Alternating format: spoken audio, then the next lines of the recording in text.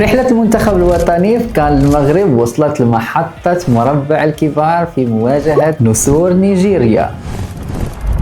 نيجيريا هي أكبر بلد إفريقي من حيث عدد السكان، وفيها 500 ولا أكثر ديال اللغات اللي كيتكلموهم النيجيريين مع بعضهم. اللغة الرسمية فيها هي الإنجليزية، خلاها لهم الاستعمار، في حين كاينين 3 ديال اللغات وطنية محلية وواسعة الانتشار. يوروبا بجنوب غرب نيجيريا، إيغبو بجنوب الشرق، في حين كنلقاو الهاوسا في الشمال اللي كتعتبر من أكثر اللغات الإفريقية انتشارا وكيتكلمها أكثر من 100 مليون إفريقي، وكنلقاوها في تشاد، الكاميرون والنيجر. أيضا الهاوسا اللي تأثرات بزاف ديال اللغات، من بينها اللغة العربية، بل وكانت كتكتب بالحرف العربي إلى غاية الاستعمار اللي جاء وبدل الحرف العربي بالحرف اللاتيني، ولات الكتابة كتسمى بوكو. لسانيين كيقولوا أن بوكو جات من كلمة بوك بالإنجليزية اللي كتعني كتاب، في حين في الهاوسا كتعني تعاليم الغربية. وبعضهم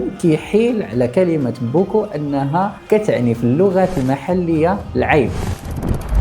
وإن كانت الهاوسا ماشي لغة رسمية بحال الإنجليزية، فما زالت كتساهم بشكل كبير في الإنتاجات الفنية وفي السينما النيجيرية. نوليوود اللي هي كتعتبر إحدى أكبر المنتجين ديال الأفلام في العالم، وبل كاينين قنوات عالمية ناطقة بالهاوسا بحال BBC هاوسا.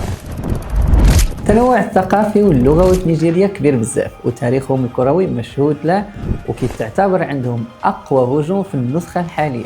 واش كتظنوا ان المنتخب المغربي ان شاء الله قادر انه يوقف منتخب نيجيريا؟ خليوا لنا توقعاتكم في الكومنت.